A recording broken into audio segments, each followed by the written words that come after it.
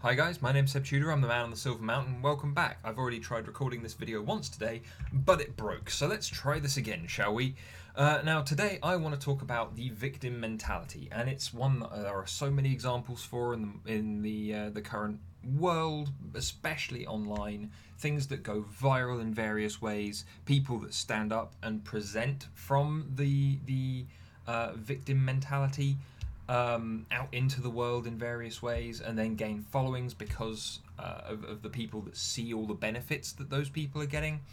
And as a result, I wanted to break this down and then suggest ways in which we can actually kind of move beyond it.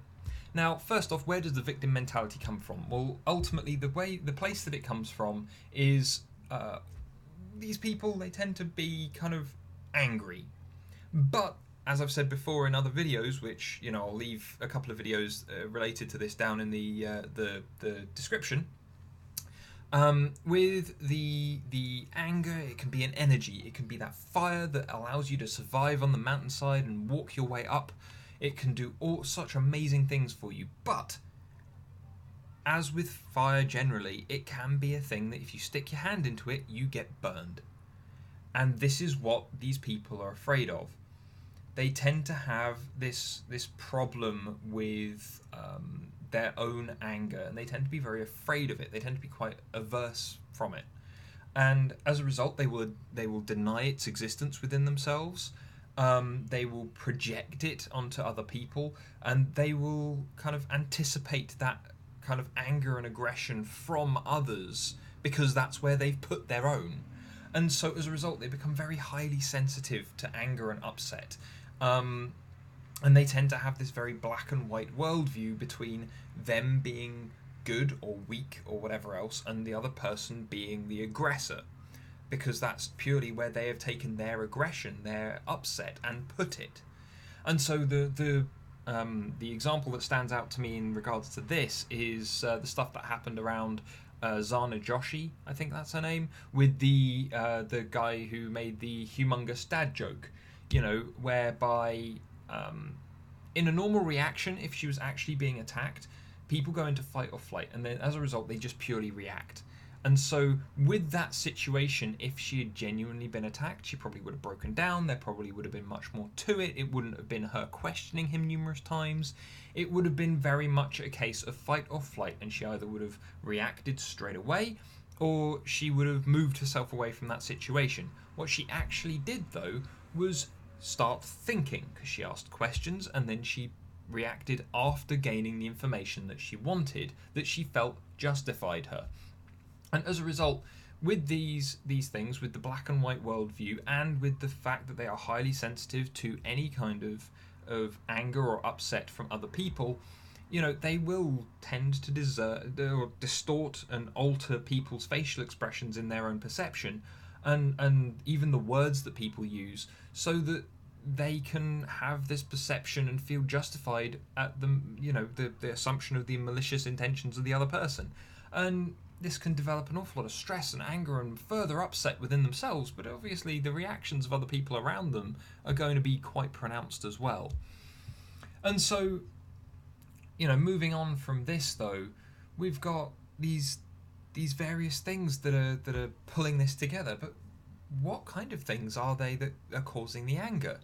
And it tends to be stuff that would potentially drive people towards action. It's a malcontent kind of thing, but here they actively remove themselves from power and agency so that they can gain some benefits. And we'll talk about the benefits in a moment, but the things that they're saying to themselves, these little voices in their heads that tend to be quite critical, they say things like it's not fair or it shouldn't happen because these people live within should and shouldn't, and they live within must and mustn't. And so as a result, this is where you get religious fundamentalists who are very, very entrenched in their religion, but anyone that disagrees with them is oppressing them. Or you've got the individuals who are very, very entrenched in identity politics, who are going, if you say this, this, and this, that you must say this, this, and this, but you can't say this, this, and this. And anyone who disagrees with us is a bigot. And as a result, that gap is quite significant, and they're always asking inside themselves, this isn't fair, this shouldn't be happening, this what did we do to deserve this? And as a result, it builds up, and obviously the more negativity they build inside themselves, the more opposition that they come up against, where then they go, oh, these people are terrible, they're the bad guy, they're just developing more anger that they can then project further. But then, what are the benefits that I talked about before? Because, there have to be some benefits to doing this, to taking on this victimhood and this victim mentality. There have to be benefits and reasons for it, because otherwise, why would you do it? And the first, there are four main ones, and the first of them is the attention and validation. And we see this everywhere, where people are crying wolf, pretending to be victims when they're not, and as a result, gaining attention and validation. We're even seeing this in certain reports from the police in the States, where they actively try to put their police officer as the victim of a situation when they haven't been at risk, and there's been evidence to demonstrate that. And so as a result, to begin with though, if someone comes forward as a victim, or they suggest that they're oppressed, they suggest that they're in trouble, they suggest that there's something bad happening to them, people will kind of show them concern. They will try and help them, because that's what people do. We're pack animals. We're there to try and maintain those around us. But there's one problem with this, and that is, after a time, and it may not even be that long a time, people get tired of it. Especially when they can see your situation and see that you're not in as dire straits as you're suggesting. You're not being attacked from as many angles as you're suggesting. And as a result, they get kind of tired of it. They get worn down by it, and it ends up isolating that individual. But then they feel even harder done by, and then they just have more to throw out into the world. But the next one is that they don't have to take risks. And this is, again, kind of related to the first, because they don't have to take risks, because other people will take them on their behalf. Yeah? They don't have to risk rejection, they don't have to risk failure, they don't have to risk taking action or not taking action, because they can complain and then someone else will do it on their behalf. Yeah? And then the next one, third one, is they don't have to take responsibility. And, taking responsibility can be tough. Yeah, it can be, you might need to make difficult decisions, you might have to admit that you're not the best, you might have to admit that you're actually you've been wrong, or you've done a bad thing, and as a result, that can be really, really tough, considering that these people are doing most of this. They're sinking into this victim mentality to make themselves feel good, which we'll get onto in a second. But as a result, it's often in the short term, and as we're seeing in regards to people who have taken on the victim mentality and then moved up into kind of professional victimhood, it's often easier for these people not to take responsibility, either in the short term and even in some cases growing into the long term, as we've seen with people like Anita Sarkeesian, who, after receiving so much money, didn't really seem to feel that much in the way of responsibility towards the people that had either given it to her, or the opportunities that she had been given. She didn't feel that she had much responsibility to, be professional with the opportunities she had been given. She was just right, and the other people were wrong. And so as a result, and that happily moves us on to our last point, which is it makes you feel right, especially when you've got this black and white worldview of like right and wrong in extremes. Then it makes you feel right. You're the good guy, the victim with everyone else that's supporting them, or even if they're by themselves, they're the right one, right? And everyone else, or in the case of Sarkeesian picking out Sargon at VidCon, one potential person that's had all of that negativity like from them lumped on top of them, is wrong, and you are right. So in her case, it was very much a case of she was right, and Sargon, or at least the person that looked like him in the crowd, which was Sargon in this instance, but again, I still find it hilarious to think of what would have happened if it hadn't been him. She was right and they were wrong. Boogie was wrong and she was right. It all kind of swirls round this victim mentality, and these are the four big benefits, and we can see them very clearly in these high profile people who put themselves out as victims in an almost professional way. And whether it's through manipulation because they were like this before, they took on this mindset before and then they realized that it was doing good for them, or whether it's because they are literally still very entrenched in this mindset and they don't know how to get out and they don't want to get out, that's a big thing. But moving back to the point at hand, those are the benefits. But obviously the drawbacks are the isolation, the fact that you can't ever grow by yourself. Yeah, you always need others to support you or develop you. You always need others to defend you. You lock yourself away. You don't get the benefits of taking responsibility. Again, I'll talk about responsibility again to an extent in a minute, but I'll also leave my video that I did a while ago on responsibility in the description. There's this whole thing around responsibility because it's such an empowering thing, even if it can be hard. And acknowledging that you're not always right, that's hugely freeing. That allows you to give yourself some space and some time to work and develop and do these things. But how do people who are stuck in this victim mentality get out? Yeah, how do they turn it round so that they can be productive, so that they can do better? First things first, if you want to change, or if they are going to change, then they need to want to change. Yeah, because otherwise they won't. With the victim mentality, it's not just a set of behaviors and these voices in your head and this projection of your own upset and anger onto the world. It's also a set of limiting beliefs. It's a set of values that you're holding to. It's this black and white worldview. There's a lot to unpack there. There's a lot to strip down and a lot to rework.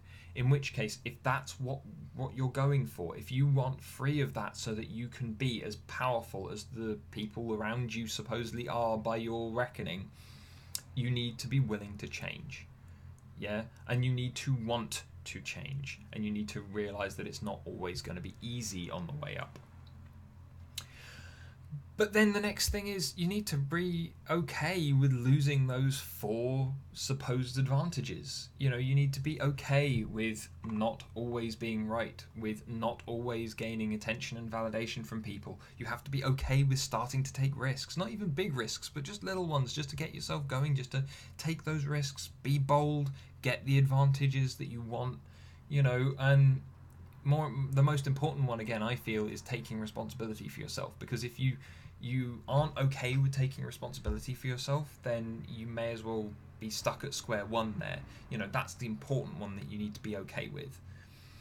And so, yeah, let's move on to taking responsibility. It's the most important. You need to be able to do it. Why? Because you can literally turn your self-esteem around by going, I don't need to listen to the voices in my head. I need to take responsibility for me. I need to, I don't deserve anything, but I can earn stuff. Yeah. You can potentially, when these voices are going on in your head, you can get them going, oh well, I don't deserve this, and then the questions can be, well, yeah, I don't, but what have I done to deserve better? And that can take you down a very dark rabbit hole. But at the same time, again, the thing to then counter that with is, well, if I haven't done anything to deserve better, then fine. But also, that doesn't mean that I can't do things to earn better. And that's the important thing. That's what people like Morgan Freeman are saying whenever he gets confronted with stuff about the lot of black people in the United States and stuff like that, where he goes, well, I worked my way up. Yeah, it can be both easier and tougher in different places, but everyone can work their way up if they manage. All they need to do is keep on it and work with it. So, there's that. And again, I've talked about responsibility ad infinitum in the past. I could go on about it for hours. And as a result, I will just leave my video down in the description there to go and touch in on responsibility as a thing. The next thing that stands out to me, though, it kind of comes along with that feeling good element, because you need to be able to forgive the people around you and you need to be able to forgive yourself. Yeah, and so with the forgiving of people around you, you need to realize, let's go back to the Zana Joshi incident with the humongous dad joke.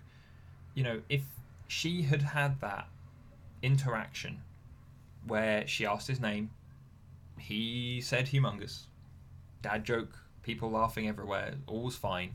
But then if she'd just gone, oh, okay, fair enough, and she forgave the dad joke, she forgave the fact that interaction hadn't necessarily gone the way that it had, she didn't need to project her anger on him and suggest that what he was doing was sexual harassment, twisting his facial expression, the thing that he said, the way that his body language was, twisting all of that in her head so that it fitted her narrative.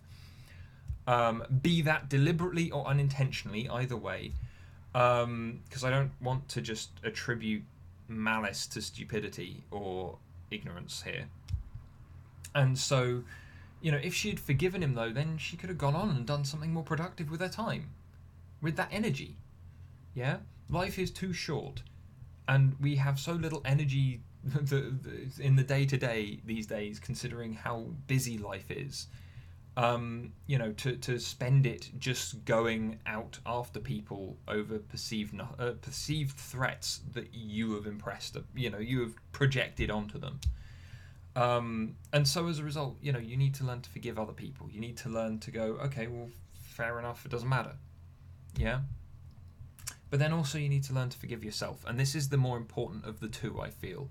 Because one of the reasons that this all kind of swells up is that you've got people who are beating themselves up and then taking that negativity and attributing it to the rest of the world. And the way to stop that from happening is to realize that you're human, to realize that there are no absolutes. You cannot be right all the time or wrong all the time. You cannot be perfect in your entirety. You need to forgive yourself. You need to kind of step away from that internal upset and just go, I'm not perfect. I didn't do well today. A bad thing happened today. Someone upset me today and I couldn't take it. Whatever, it doesn't matter. Tomorrow, I'll do better. Rest of the day, I'm just going to relax and try and calm myself down. Tomorrow, I'll be fine. Yeah? And then tomorrow, just try and be fine.